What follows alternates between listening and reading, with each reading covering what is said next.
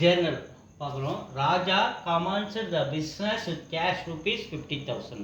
So Raja என்பது name, அப்போ அது personal account first. So Raja வந்து பிஸ்னஸுக்கு பணத்தை கொடுக்குறாரு, பணத்தை போட்டு முதல்ல ஆரம்பிக்கிறார், கேபிட்டல் போடுறார். So Raja is a giver. So first formula debit the receiver, credit the giver. So Raja giver வந்துடுறாரா. ஸோ கேஷ் பிஸ்னஸ்க்குள்ளே வருது, ராஜா போட்டாலும் பிஸ்னஸ்க்குள்ளே கேஷ் வருது. கேஷ்னு சொன்னாலும் second formula debit what comes in, credit what goes out. Cash உள்ளே வர்றதுனால debit what comes in, cash உள்ளே வருது. ஸோ அதனால் cash account debit 50,000, Raja credit. So first formula credit the giver.